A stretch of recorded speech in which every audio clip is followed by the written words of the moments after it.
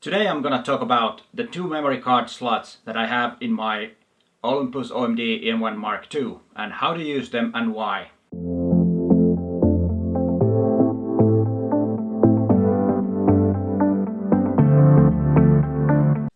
And before we start, please consider subscribing to my channel and hit that bell so you get noticed when there's new video online.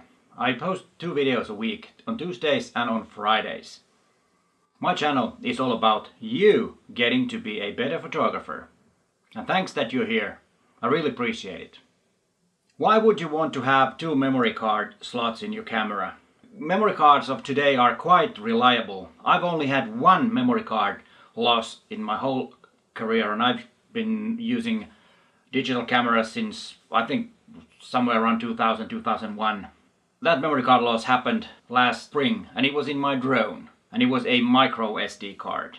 But even though it's very wise to have a camera with 2 memory card slots in your camera, especially if you're doing venues, weddings and other really important things that cannot be repeated. You cannot go back and redo a shoot of a wedding. You can do when you do portraiture. Of course it's not nice, but you can. And on those occasions I would suggest using a camera with 2 memory card slots.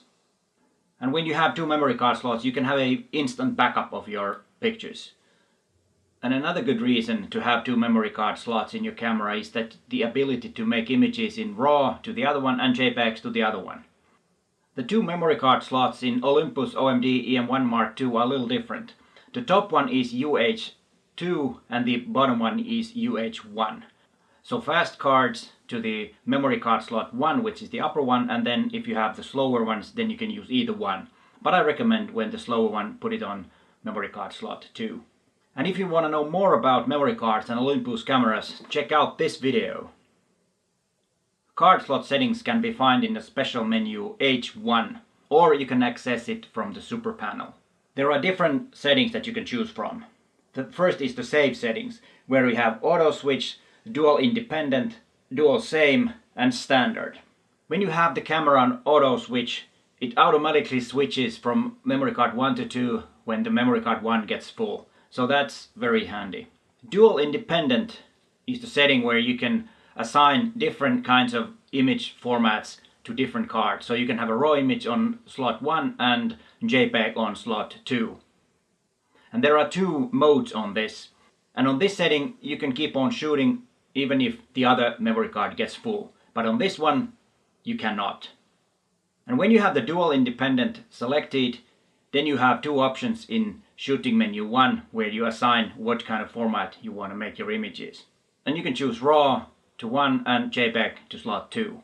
One thing that I cannot understand is why not this setting could be in the same place where you choose which way you're gonna use the 2 card slots. Much more easier to do, and instead of going back and forth in different menus.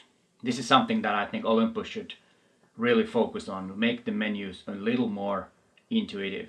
Then you have the option called dual same. This is what you choose if you want to make same image format to both cards. And then you have standard, and on this mode it saves to assigned card only. And then you can choose where to record your videos and your photos. I recommend using slot 1 for video because it's faster, and then you can use 4K also. With the memory card slot 2 is good for images. And of course if you use Pro Capture or sequential high modes in your Olympus, then of course record those images into slot 1, which has the faster memory card in it. But of course for casual shooting, these settings where you have video for 1 and images on 2 is just fine. When to use which settings? An auto switch is very handy when if you're on a long trip. You just put 2 memory cards on your Olympus, and when the first one gets full, it just starts automatically recording on number 2. So you don't have to worry about switching memory cards during your long trips. That'll go fine. And dual independent is very handy if you want to record JPEGs and RAW images. You can put RAW images on slot 1 and then JPEG images on slot 2. I use dual independent quite a lot, especially when I'm shooting a big event or corporate events. Sometimes the organizer wants to have images immediately after I shot them. Let's say that there's a speaker in the venue, like they usually are. I take few images of the speaker and then send a couple of best ones to the client, who can then post them on their social media accounts. It's very handy way of delivering images fast. And of course I use the Olympus Image Share app to download the photographs either to my iPad or my phone and then send them either email or AirDrop. It depends on the system they have. And it's very handy and efficient way to get images fast to the client. And of course then when I go back to the office, I have my raw images on the other card, and then I process them and send them to my clients for their use and to their archives of the event. And dual SAME is the mode that I use most frequently. I have 2 memory cards in the camera and I record raw images on both of those.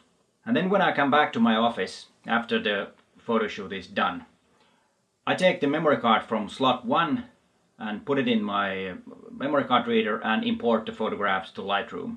And Lightroom of course makes backup, so it's in 2 places when my photographs are in the Lightroom. Then when everything is okay, I take the memory card 1 and put it aside, take the memory card 2 and archive that for as long as I have delivered the images to my client, so I don't need that many backups anymore on that. Then I'll take that memory card back from the archive and format it and put it in another place, to a place where I have all my memory cards that are ready for image shooting. The memory card 1 that I was using for raw images, after I've imported the stuff to Lightroom and everything was okay, I put the card back in the camera and format it. But I still have the images in 3 places, so there are a lot of backups. And always remember to have the backups on your images. And then you can choose which memory card shows you the images when you want to check them out from your back of your camera. And that's also the same memory card that you can access the pictures from your Olympus Image Share.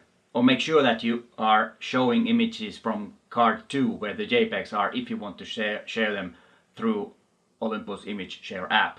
If you have it set it up for the same card that you have raw images, the Olympus Image Share app won't show any images from your memory card because they're only RAWs. So remember that. But hey, thank you very much for watching and bye for now.